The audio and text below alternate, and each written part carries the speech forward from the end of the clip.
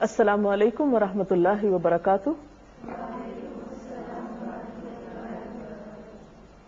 نحمده ونصلی علی رسولہ الکریم، اما بعد فاعوذ باللہ من الشیطان الرجیم، بسم اللہ الرحمن الرحیم، رب اشرح لی صدری ویسر لی امری واحلل عقدۃ من لسانی یفقہوا قولی۔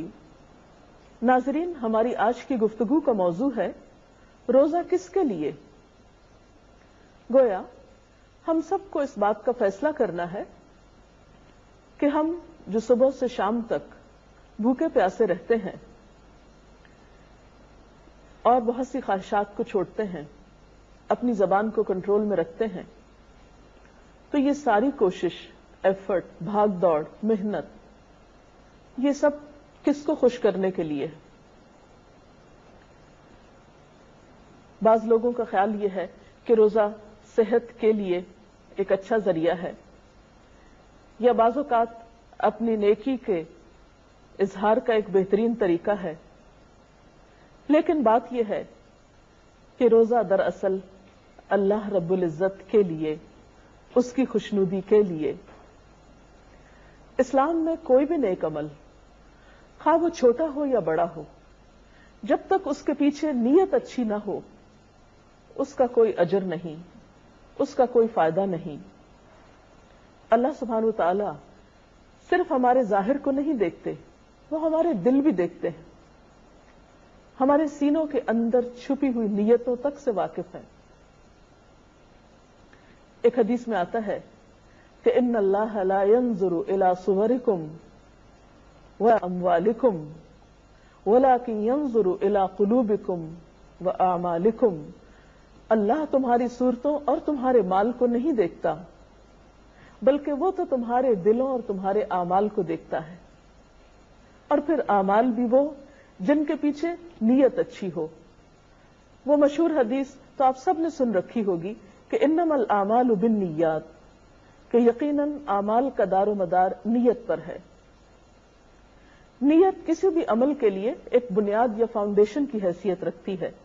جس طرح ایک عمارت بنیاد کے بغیر کھڑی نہیں ہو سکتی، خواہ وہ کتنی ہی عالیشان کیوں نہ ہو، جس طرح ایک پودا جڑوں کے بغیر کھڑا نہیں ہو سکتا، ایک بیج کے بغیر ایک پودے کا تصور نہیں کیا جا سکتا، اسی طرح اسلام میں کسی عبادت کا اصل مقصد اس وقت تک پورا نہیں ہوتا، اس پر اجر و ثواب کے بارے میں سوچا نہیں جا سکتا، جب تک کہ اس کے پیچھے نیت اچھی نہ ہو۔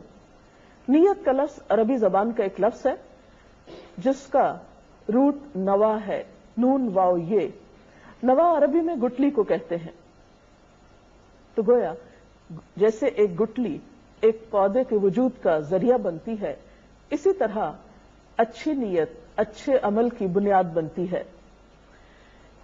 خاص طور پر روزے کے بارے میں ایک حدیث بھی آتی ہے، عن ابی ہریرہ قال قال رسول اللہ صلی اللہ علیہ وسلم قال اللہ عز وجل کل عمل ابن آدم له الا الصیام فإنہ لی وأنا اجزی بہ، متفق علیہ۔ حضرت ابو ہریرہ رضی اللہ تعالی عنہ سے روایت ہے، کہتے ہیں کہ نبی صلی اللہ علیہ وسلم نے فرمایا، اللہ تعالیٰ فرماتے ہیں، انسان کا ہر عمل اس کے لیے ہے سوائے روزے کے کہ وہ صرف میرے لیے ہے اور میں ہی اس کی جزا دوں گا۔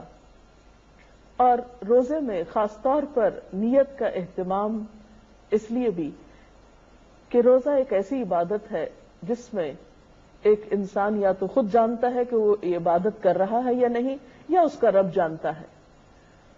اور دوسرے لفظوں میں روزہ ایک ایسی عبادت بھی ہے جو ہماری نیت کو اللہ کے لیے خالص کرنے کا ایک ذریعہ بھی ہے۔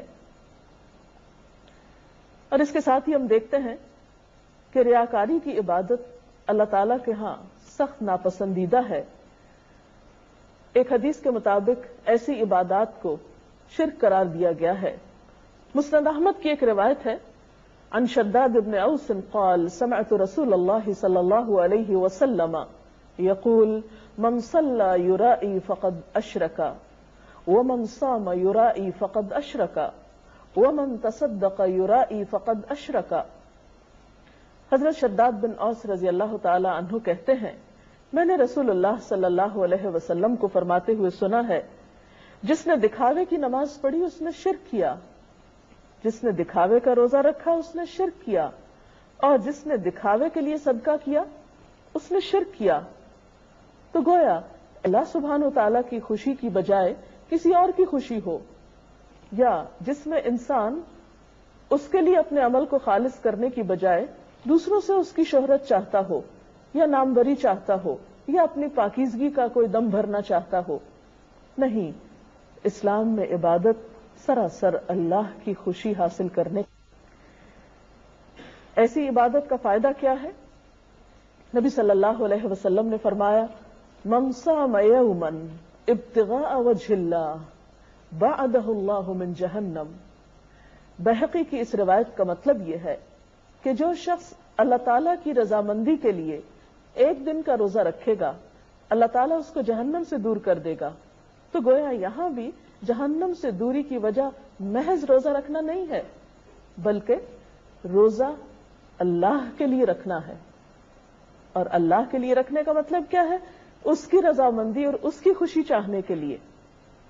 ایک اور حدیث میں آتا ہے نبی صلی اللہ علیہ وسلم نے فرمایا جو شخص لا الہ الا اللہ کہے اور اسی پر اس کا خاتمہ ہو جائے تو وہ جنت میں داخل ہوگا، اور جو اللہ تعالیٰ کی خوشنودی کے لیے ایک دن کا روزہ رکھے، ایک دن کا، اور وہ اسی پر مر جائے، یعنی اس کے دل میں اور کوئی غرض نہیں تھی سوائے اپنے رب کی خوشنودی کے، تو وہ جنت میں داخل ہوگا۔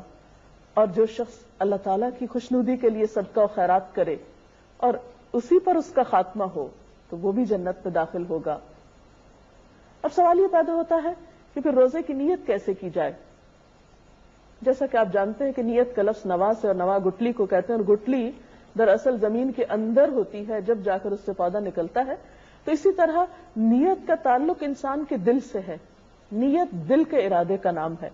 اس کے لیے کچھ مخصوص الفاظ آپ صلی اللہ علیہ وسلم نے ہمیں نہیں سکھائے، اور نیت دراصل انسان کا اپنے شعور کے ساتھ خود اپنے ساتھ ایک وعدہ اور ارادہ ہے کہ میں یہ کام اللہ تعالیٰ کے لیے کرنے جا رہا ہوں۔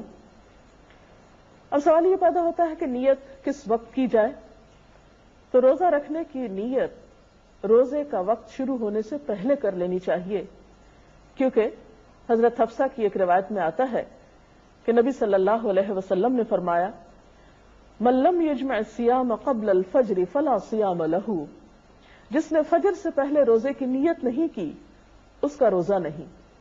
تو فرضی روزے میں روزے کی نیت فجر کے شروع ہونے سے پہلے کر لینی چاہیے، گویا جس وقت آپ کی سحری کا وقت ختم ہوتا ہے اس کے ساتھ ہی نیت شروع ہو جانی چاہیے۔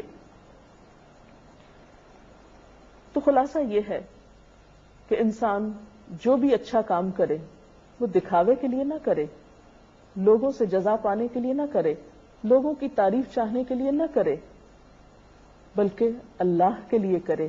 کیوں؟ اس لیے کہ سب کچھ تو ہمیں اسی نے دیا۔ ہمارے پاس جو کچھ ہے، ہمارا یہ جسم، ہمارے لیے کھانے کی نعمتیں، ہمارے لیے دنیا کی اور ان گنت نعمتیں، یہ سب کچھ کہاں سے ملی ہم کو؟ اللہ رب العزت کی طرف سے۔ اور جب ہم عبادت کرتے ہیں تو دراصل ایک طرح سے ہم ان نعمتوں کا شکرانہ ادا کر رہے ہوتے ہیں، اور اگر اس میں بھی ہم اس کے ساتھ اوروں کو شریک کر لیں تو وہ کس قسم کا شکرانہ ہے؟ تو بہرحال روزہ اللہ کے لیے، اللہ تعالیٰ ہی اس کی جزا دینے والا ہے۔ دکھاوے کا روزہ شرک قرار دیا گیا ہے، اور روزے کی نیت دل میں ہوتی ہے، اور نیت کا وقت فجر سے پہلے تک کا ہے۔ اگر اس کے علاوہ نیت سے متعلق آپ کے ذہن میں کوئی سوال ہو تو آپ کر سکتے ہیں۔ جی آپ کیجیے سوال۔ میرا آپ سے سوال ہے کہ روزے کی نیت کا صحیح طریقہ کیا ہے؟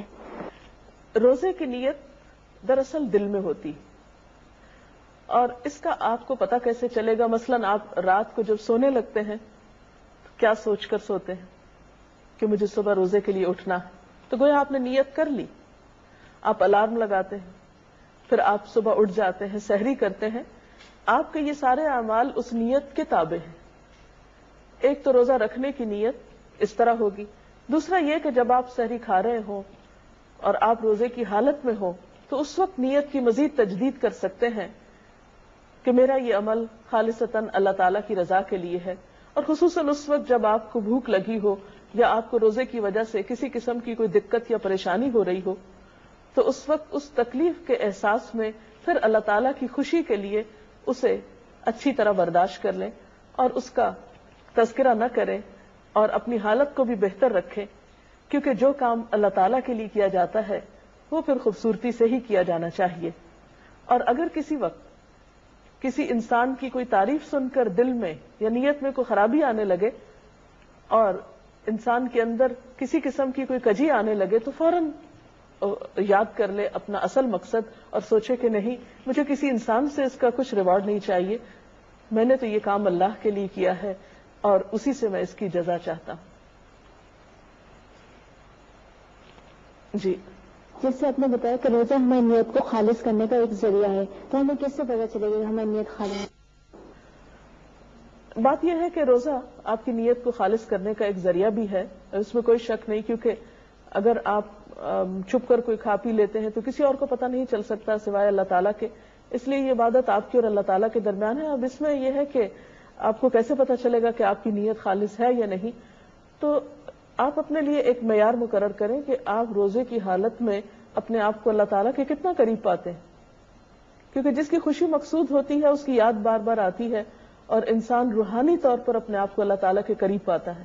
تو جتنی زیادہ آپ کی نیت خالص ہوگی اتنا ہی زیادہ آپ کو اللہ تعالیٰ کا قرب محسوس ہوگا اور آپ کے اپنے اندر ایک فرقان پیدا ہوگا، جیسے کہ ایک آیت میں آتا ہے کہ ان تتقوا اللہ یجعل لکم فرقانا، اگر تمہارے اندر اللہ کا تقوی ہوگا تو وہ تمہارے اندر ایک کسوٹی پیدا کر دے گا، ایک میزان پیدا کر دے گا، جیسے ایک تھرمامیٹر ہوتا ہے بخار کی حرارت کو ناپنے کے لیے، تو بالکل اسی طرح انسان کے اندر بھی اللہ تعالیٰ ایک ایسی سوچ اور ایک ایسا احساس پیدا کر دیتے ہیں کہ جس میں انسان اچھے برے کے فرق کو پہچاننے لگتا ہے۔ تو یہی فرقان آپ کو بتائے گا اور احساس آپ کو بتائے گا کہ آپ اللہ تعالیٰ کے کتنے قریب ہیں۔ اس کے ساتھ ہی ہمارا آج کے پروگرام کا وقت ختم ہوتا ہے، کل تک کے لیے اجازت چاہتے ہیں۔ اللہ حافظ۔